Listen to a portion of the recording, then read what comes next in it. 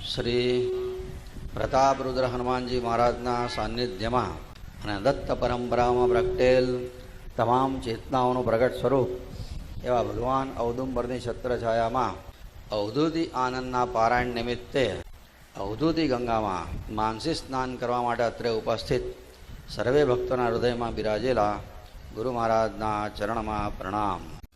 ભજન number 279. આ ફટકો મૂળ મરાઠી ભાષામાં સ્વામી મહારાજે લખેલો.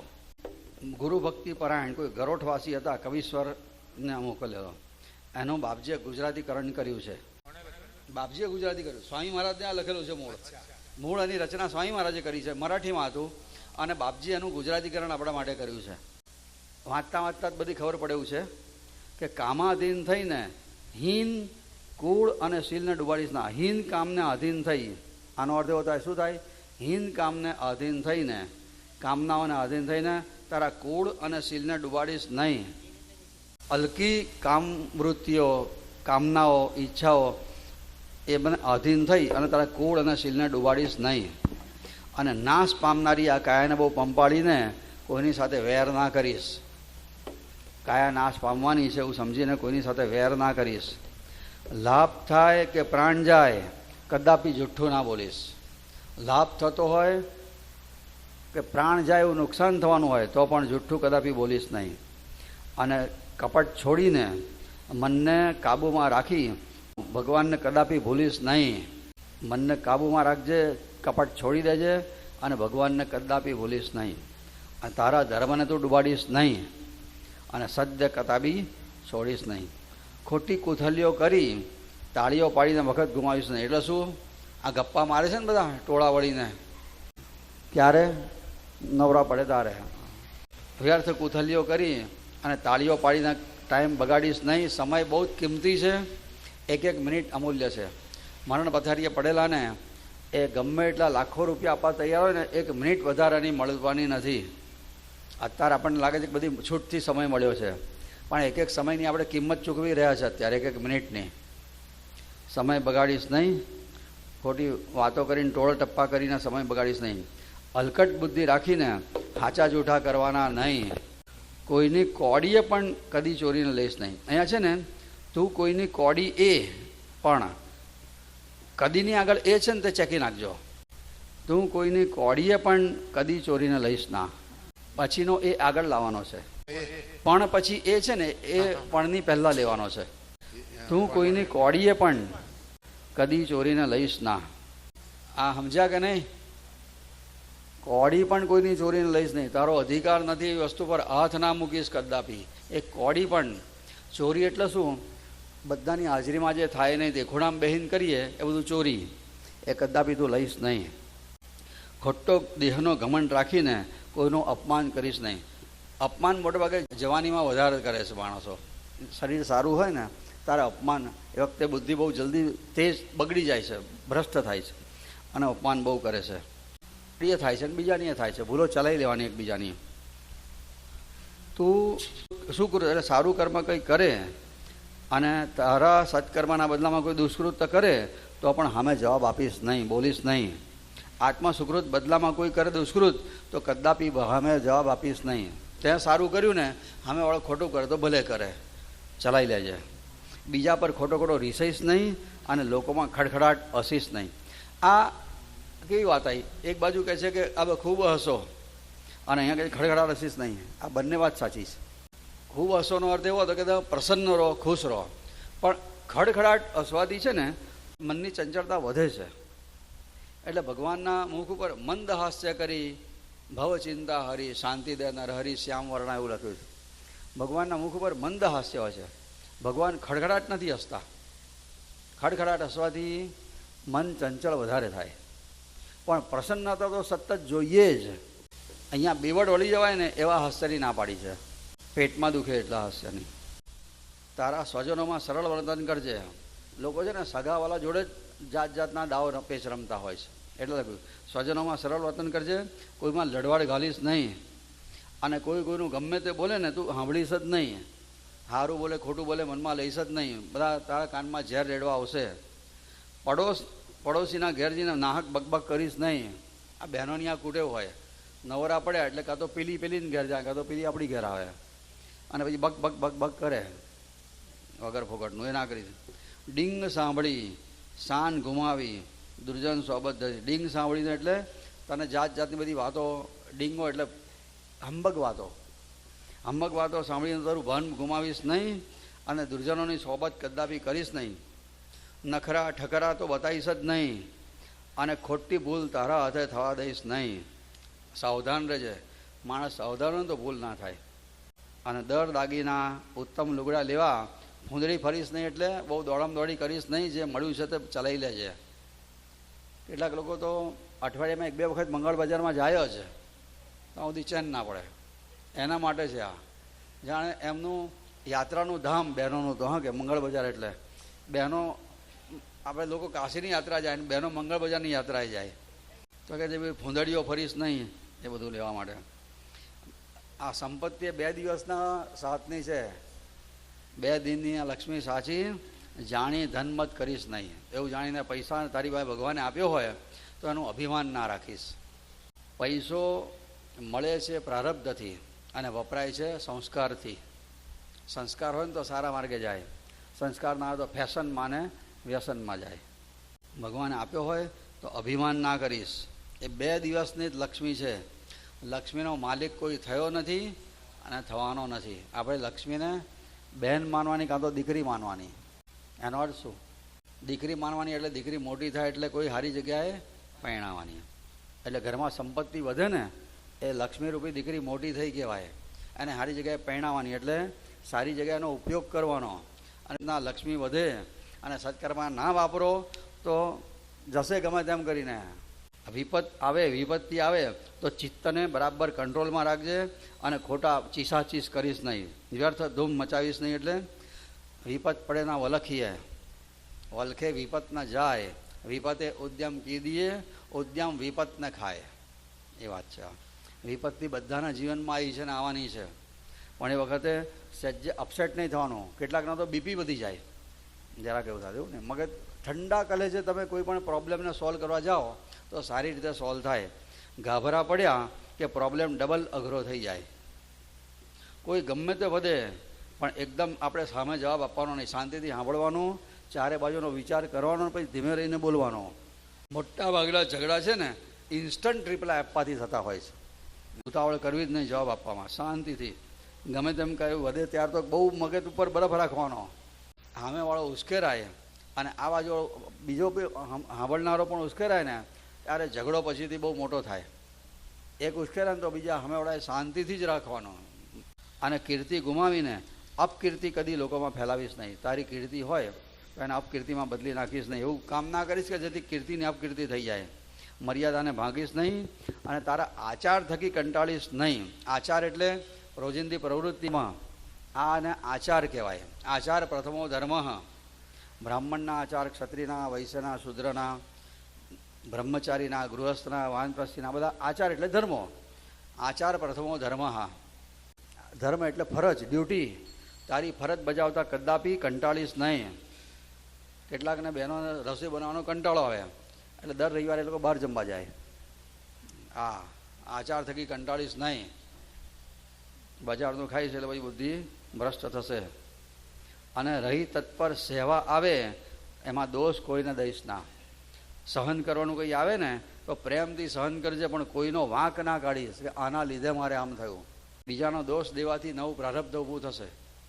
ભગવાન આ દુનિયા બનાવવામાં એવી કચાશ રાખી નથી કે વિના હિસાબે કોઈ નડી જાય. આપણું જ આપણને ચૂકતે કરવા આવે છે એવું સમજીને કોઈને દોષ દેવાનો નહીં. સહન કરવાનો વખત આવે તો અહીં. અને જમાઈને વેવાઈને ખુશ કરવા દેવું તો કદાપી કરવું જ નહીં. ફરી નહીં આવે, બીજું શું થશે? એટલી બલાવો છે. પણ આ બેને તો હાચવા એટલે 10મો ગ્રહ જમાઈ એટલે જા માતા 10મો ગ્રહ. સદા વક્ર, સદા ક્રૂર, સદા વક્રી. આ જમાઈ નામનો ગ્રહ 10મો ગ્રહ કહેવાય.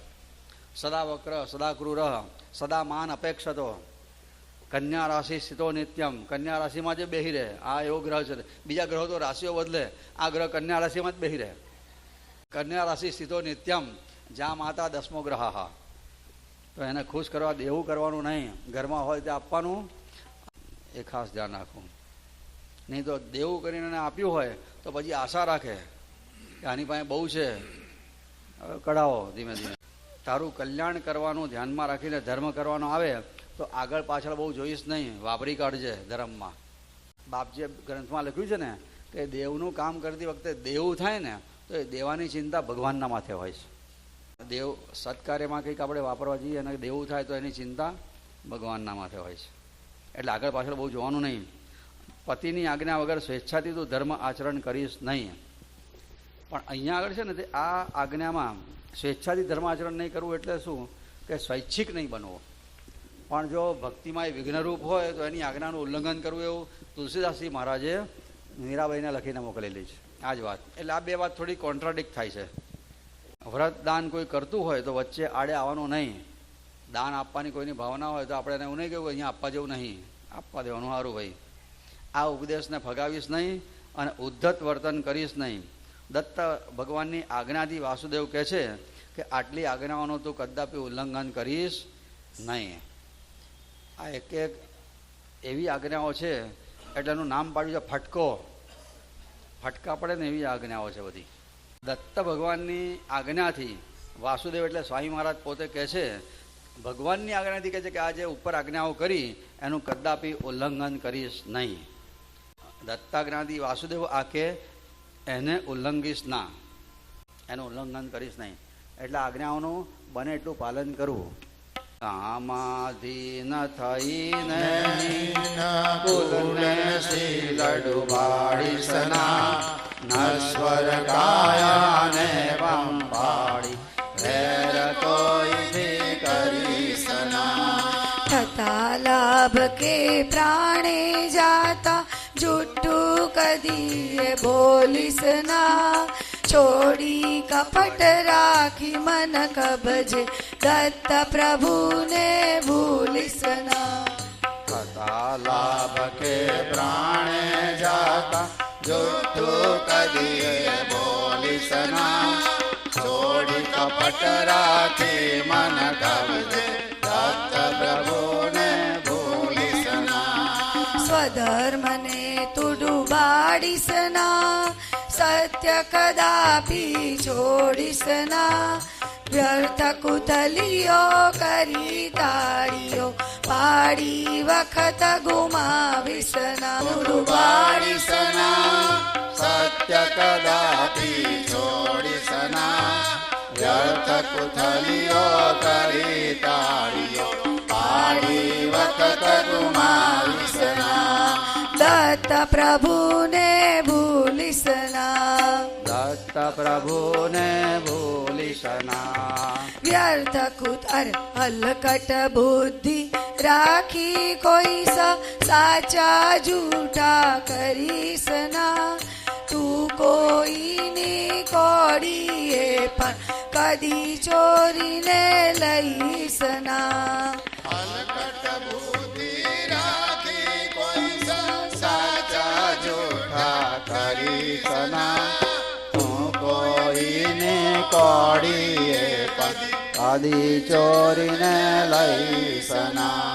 ઘમંડ મિથ્યા રાખી દેહનો પર અપમાન કરીસના. આત્મ સુકૃત બદલામાં કોઈ કર દુષ્કૃત તો બોલીસના. ઘમંડ મિથ્યા રાખી દેહનો પર અપમાન કરીસના. આત્મ સુકૃત બદલામાં કોઈ કર દુષ્કૃત તો બોલીસના. બીજા પર વ્યર્થ રિસાઈસના. લોકોમાં ખડખડ હસીસના. રહે સ્વજન સરળ વર્તીને લડવાડ કોઈમાં ગાલીસના. બીજા પર વ્યર્થ રિસાઈસના. લોકોમાં ખડખડ હસીસના. રહે સ્વજનમાં સરળ વર્તીને લડવાડ કોઈમાં ગાલીસના. કોઈ કોઈનું પદે ગમે તે તું કાન પર ધરીશના જઈ ઘેર પાડોસણ તણે તું નાહક બક બક કરીશના કોઈ કોઈનો વધે ગમે તે તું કાના પર ધરીશના જઈ ઘેર પાડો સતણે તું નાહક બક બક કરીશના ઢીંગ સાંભળી સાન ગુમાવી દુર્જન સોબત ધરીશના નખરા ટકરા તું બતાવીશના ઢીંગ સાંભળી સાન ગુમાવી દુર્જન સોબત ધરીશના નખરા ઠકરા તું બતાવીશના ખોટી ભૂલ થવા દઈશના દત્ત પ્રભુને ભૂલીશના દરદા પ્રભુને ભૂલીશના દરદાગીના ઉત્તમ લુગડા લેવા પુંદડી પરીશના બે દિનનીયા લક્ષ્મી સાચી જાણી ધન મદ કરીશના સરદાગીના ઉત્તમ લુગડા લેવા પુંડળી પરીશના બે દિનની આ લક્ષ્મી સાચી જાણી ધન મદ કરીશના વિપદ આવતા ચિત્ત સમાવી વ્યર્થ ધૂમ મચાવીશના કોઈ ગમે તે વધે એકદમ જવાબ સામો આપીશના પદ આવતા ચિત્ત સમાજ વ્યર્થ ધૂમમાં ચાવીસના કોઈ ગમે તે વગે એકદમ જવાબ સામો આપીશના કીર્તિ ગુમાવી અપકીર્તિ કદી લોકમાં ફેલાવીશના મર્યાદાને ભાંગીશના આચાર થકી કંટાળીશના કીર્તિ ગુમાવી અપકીર્તિ કદી લોકમાં ફેલાવીશના મર્યાદાને ભાંગીશના આચાર થકી કંટાળીશના રહી તત્પર સેવા આવે તે દોષ કોઈને દઈશના જમાઈ વેવાઈ ખુશ કરવા દેવું કોઈનું કરીશના રહી તત્પર સેવા આવે તે દોષ કોઈને દઈશના જમાઈ હેવાઈ ખુશ કરવા દેવું કોઈનું કરીશના શ્રેય ચિંતીને ધર્મ કરતા આગળ પાછળ જોઈશના પતિ આજ્ઞા વિન સ્વેચ્છાથી તું ધર્મ આચરણ કરીશના શ્રેય ચિંતીને ધર્મ કરતા આગળ પાછળ જોઈશના પરિણામીન સ્વેચ્છાથી તું ધર્મ આચરણ કરીશના વ્રતદાનાદિક કોઈ કરે તો વચ્ચે આડે આવીશના આ ઉપદેશ પગાવીશના ઉચ્ચંકળ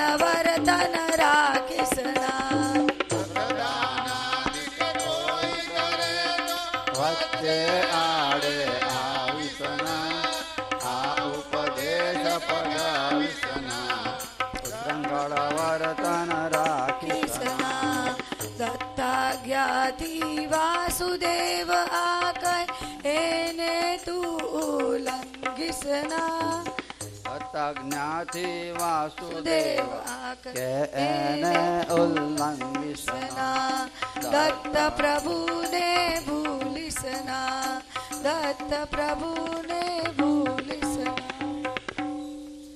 અવધૂત ચિંતન શ્રી ગુરુદેવ દત્ત. આપણે ગ્રંથનું તો ગાન થઈ ગયું. આપણે થોડી વાતો બીજી જે કરવાની છે તે પહેલાં કરી લઈએ. સૌથી પહેલું આ પાછળ ધૂનો છે આમાંથી છે ને બાપજીની આજ્ઞા છે રોજ જે કોઈક ધૂન 10 મિનિટ ગાવી. બાપજી કહે છે કે રોજ જે આ ધૂન 10 મિનિટ ગાવી, કોઈ પણ એક ધૂન. તો આ પારાયણ કર્યું છે એટલો નિયમ લેવાનો આપણે કે રોજે 5 ભજન ગાવાના અને એક ધૂન 10 મિનિટ ગાવાની. પણ ધૂન કેવી રીતના ગાવાની? આંખો બંધ કરીને ભગવાનના દર્શન કરતાં કરતાં.